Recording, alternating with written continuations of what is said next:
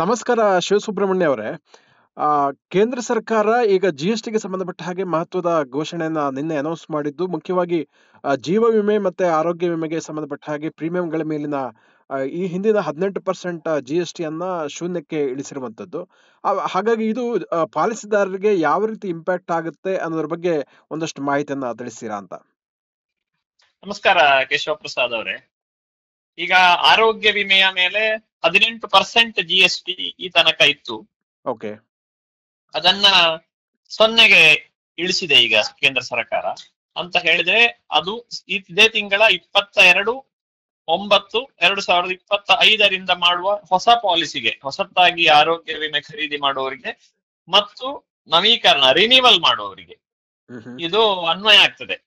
ಹಾಗಾಗಿ ಯಾರು 22ನೇ ತಾರೀಕಿನ ಮತ್ತೆ ರಿನ್ಯೂವಲ್ ಡೇಟ್ ಉಂಟು, 23, 24, 25, ಅವರು ಮೊದಲೇ ಕಟ್ಟಿದ್ರೆ, 22ಕ್ಕಿಂತ ಮೊದಲೇ ಕಟ್ಟಿದ್ರೆ ಅವರಿಗೆ ಅದು ಅಪ್ಲೈ ಆಗುದಿಲ್ಲ. ಅವರು GST ಅನ್ನು ಕೇಂದ್ರ ಸರ್ಕಾರಕ್ಕೆ ದಾನ ಮಾಡಿದಾಗೆ ಆಗ್ತದೆ. ಮತ್ತೆ ಕಟ್ಟಿದ್ರೆ ಅವರಿಗೆ ಆ ವಿನಾಯಿತಿ ಸಿಗ್ತದೆ. ಮತ್ತೆ ಹೊಸತು ಮಾಡುವವರಿಗೂ ಸಹ 22ರ ಮತ್ತೆ ಮಾಡುವವರಿಗೆ ಆ ವಿನಾಯಿತಿ ಸಿಗ್ತದೆ. ಸೊ ಅಂದ್ರೆ ಈಗ ಕಳೆದ 2-3 ವರ್ಷಗಳಿಂದ ಅಡ್ವಾನ್ಸ್ ಆಗಿ ಪೇ ಮಾಡಿದವರಿಗೆ ರಿಫಂಡ್ ಆಗಲ್ಲ, ಯಾವುದೇ ಪ್ರೀಮಿಯಂ ರಿಫಂಡ್ ಆಗಲ್ಲ. ಈಗ 3 ವರ್ಷ ಕಟ್ಟುವಂತದ್ದು ಆರೋಗ್ಯ ವಿಮೆಯಲ್ಲಿ 3 ವರ್ಷ ಕಟ್ಟುವಂತದ್ದು, 5 ವರ್ಷ ಕಟ್ಟುವಂತದ್ದೆಲ್ಲ ಇದೆ. ಯಾರು 3 ವರ್ಷ ಮತ್ತು 5 ವರ್ಷಕ್ಕೆ ಮೊದಲೇ ಕಟ್ಟಿ ಆಗಿದೆ ಅಂತವರಿಗೆ ಆ ರಿಫಂಡ್ ಆಗೋದಿಲ್ಲ. GST ರಿವರ್ಸ್ ಅಂತ ಇಲ್ಲ, ಅದು ಹೋಯ್ತು. ಓಕೆ. ಸೊ ಈಗ ವಾಪಸ್ ಸಿಗುದಿಲ್ಲ. ಓಕೆ, ಈಗ ಕವರೇಜ್, ಟರ್ಮ್ಸ್, ಬೆನಿಫಿಟ್ ಇದ್ರಲ್ಲಿ ಏನಾದ್ರು ವ್ಯತ್ಯಾಸ ಆಗುತ್ತಾ ಅಥವಾ ಸೇಮ್ ಇರುತ್ತಾ, ಹೇಗೆ? ಇಲ್ಲ, ಇದರಲ್ಲಿ ಯಾವುದೇ ವ್ಯತ್ಯಾಸ ಆಗುದಿಲ್ಲ. ಈ ತನಕ ಹೇಗಿತ್ತು ಅಂತ ಹೇಳಿದ್ರೆ, 100 ರೂಪಾಯಿ ಯಾರು ಪ್ರೀಮಿಯಂ ಕಟ್ತಾನೆ ಅವನಿಗೆ 18 ರೂಪಾಯಿ GST, 118 ರೂಪಾಯಿ ಬರ್ತಾ ಇತ್ತು. 18 ರೂಪಾಯಿ ವಿಮಾ ಕಂಪನಿಗಳು ಕೇಂದ್ರ ಸರ್ಕಾರಕ್ಕೆ ಕೊಡ್ತಾ ಇದ್ದು, 100 ರೂಪಾಯಿ ಅವ್ರು ಇಟ್ಕೊಳ್ತಾ ಇದ್ರು. ಪಾಲಿಸಿಯಲ್ಲಿ ಅದರ ಬೆನಿಫಿಟ್ ಅಲ್ಲಿ, ಕವರೇಜ್ ಅಲ್ಲಿ ಯಾವುದೇ ವ್ಯತ್ಯಾಸ ಆಗುದಿಲ್ಲ. ಯಾಕೆಂದ್ರೆ ವಿಮಾ ಕಂಪನಿಗೆ ಇದರಲ್ಲಿ ಏನು ನಷ್ಟ ಆಗುದಿಲ್ಲ GST ತೆಗೆದರಿಂದಾಗಿ. ಅವರಿಗೆ ಬರುವ ಪ್ರೀಮಿಯಂ ಯಥಾ ಪ್ರಕಾರ ಬರ್ತಾ ಇರ್ತದೆ. ಹಾಗಾಗಿ ಅವರಿಗೆ ಏನು ಪಾಲಿಸಿ ಫೀಚರ್ ಗಳಲ್ಲಿ ಯಾವುದೇ ಬದಲಾವಣೆ ಆಗುದಿಲ್ಲ. ಓಕೆ, ಇದು ಎಲ್ಲಾ ಪಾಲಿಸಿಗೂ ಅಪ್ಲೈ ಆಗುತ್ತಾ?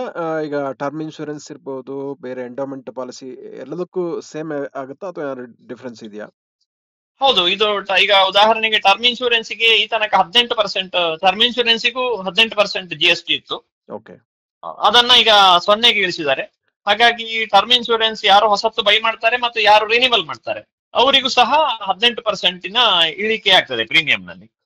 ಉದಾಹರಣೆಗೆ ಈಗಾಗಲೇ ಒಬ್ರು, ಹೌದು, ಶೂನ್ಯಕ್ಕೆ ಬರುತ್ತೆ. ಈಗಾಗಲೇ ಒಬ್ರು ಟರ್ಮ್ ಇನ್ಶೂರೆನ್ಸ್ ಮಾಡಿದ್ದಾರೆ, ಅವ್ರು ಇಷ್ಟು ವರ್ಷ ಕಟ್ತಾ ಬಂದಿದ್ದಾರೆ ಅಂದ್ರೆ ಇನ್ನಿನ ಅವರ ರಿನಿವಲ್ ಪ್ರೀಮಿಯಂ ಏನು ಮುಂದೆ ಸೆಪ್ಟೆಂಬರ್ 22ರ ಮತ್ತೆ ಬರುವಂತಹ ರಿನಿವಲ್ ಪ್ರೀಮಿಯಂ ಅಲ್ಲಿ 18% ಅವರಿಗೆ ಇಳಿಕೆ ಆಗ್ತದೆ. ಅಂದ್ರೆ ಯಾವುದೇ GST ಅಪ್ಲೈ ಆಗಲ್ಲ ನಂತರ?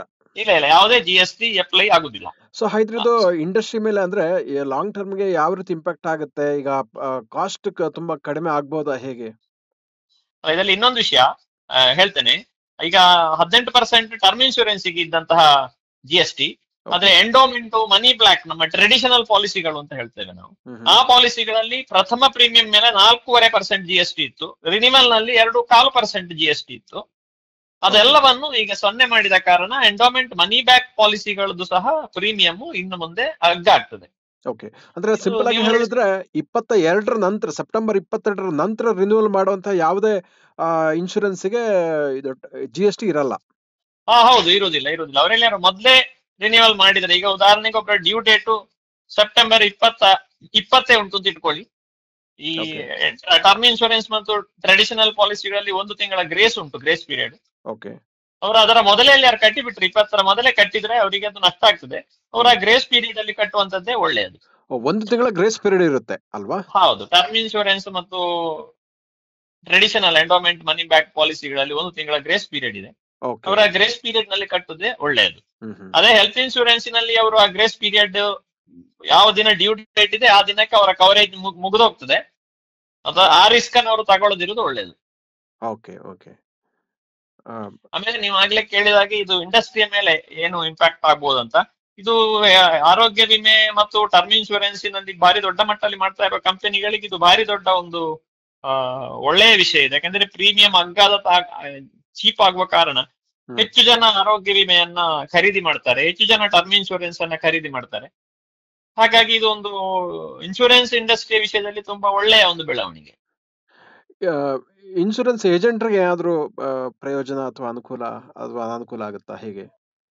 ಇಲ್ಲ, ಅವರಿಗೆ ಬಿಸಿನೆಸ್ ಸ್ವಲ್ಪ ಜಾಸ್ತಿ ಆಗ್ಬೋದು ಅಂತ ಬಿಟ್ರೆ ಅವರಿಗೆ ಯಾವುದೇ ಇದರಲ್ಲಿ ಅನುಕೂಲವೇ ಜಾಸ್ತಿ, ಬಿಸಿನೆಸ್ಸಿನ ಪ್ರಮಾಣ ಜಾಸ್ತಿ ಆಗ್ಬೋದು. ಕರೆಕ್ಟ್.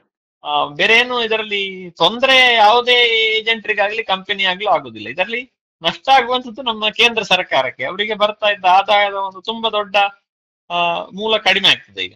Correct correct. ಸೊ ಅದು ಒಂದು ತಾವು ಇವಾಗ ಹೇಳಿದ್ರಿ ಇನ್ಶೂರೆನ್ಸ್ಗೆ ಸಂಬಂಧಪಟ್ಟ ಹಾಗೆ. ಸೊ ಈಗ ಉಳಿದಂತೆ ಒಟ್ಟಾರೆಯಾಗಿ GST ಬಗ್ಗೆ ತಮ್ಮೊಂದು ಒಪಿನಿಯನ್ ಹೇಗೆ? ಈಗ ತುಂಬಾ ರೆಡ್ಯೂಸ್ ಆಗಿರುವಂತದ್ದು, ಬರೀ 2 ಸ್ಲಾಬ್ಗೆ ಇಳಿಕೆ ಆಗಿರುವಂತದ್ದು, ಮುಖ್ಯವಾದ ಮೇಜರ್ ಐಟಮ್ಗಳೆಲ್ಲ 5 ಮತ್ತು 18% ವ್ಯಾಪ್ತಿಗೆ ಬಂದಿರುವಂತದ್ದು. ಸೊ ಇದ್ರ ಬಗ್ಗೆ ತಮ್ಮ ಒಪಿನಿಯನ್ ಹೇಳ್ಬೋದಾ? ಇದು ಖಂಡಿತ ನಾನು ಹೇಳುವಂತದ್ದು, ನಮ್ಮ ದೇಶ ಡೆವಲಪ್ ಆಗ್ಬೇಕಾದ್ರೆ, ನಮ್ಮ ರಸ್ತೆ ಒಟ್ಟಾರೆ ಅಭಿವೃದ್ಧಿ ಕಾಮಗಾರಿ ಆಗ್ಬೇಕಾದ್ರೆ ಸರ್ಕಾರಕ್ಕೆ ಟ್ಯಾಕ್ಸ್ ಇಲ್ಲದೆ ಸಾಧ್ಯ ಇಲ್ಲ. ಕರೆಕ್ಟ್. ನಮಗೇನೋ ಖುಷಿ ಆಗ್ತದೆ ಟ್ಯಾಕ್ಸ್ ಇಳೀತು ಅಂತ, ಆದ್ರೆ ಚಂದದ ಮಾರ್ಗ, ಒಳ್ಳೆ ಇನ್ಫ್ರಾಸ್ಟ್ರಕ್ಚರ್ ಎಲ್ಲವೂ ಬೇಕಲ್ಲ. ಹೌದು.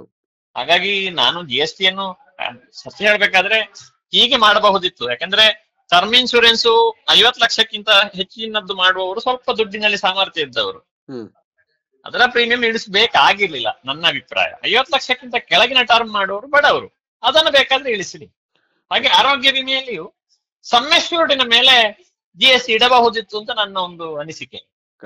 ಯಾಕಂದ್ರೆ ದೊಡ್ಡ ದೊಡ್ಡ ಪಾಲಿಸಿ ಮಾಡೋರು ಸ್ವಲ್ಪ ಆರ್ಥಿಕವಾಗಿ ಬಲಾಢ್ಯರಲ್ವಾ? ಹೌದೌದು ಹೌದು. ಆರ್ಥಿಕವಾಗಿ ಬಲಾಢ್ಯರು ಒಂದು ಸ್ವಲ್ಪ ಟ್ಯಾಕ್ಸ್ ಸಾಮರ್ಥ್ಯ ಉಂಟು, ಕಟ್ಟಬಹುದು ಅಂತ ನನ್ನ ಒಂದು ಅನಿಸಿಕೆ. Correct correct.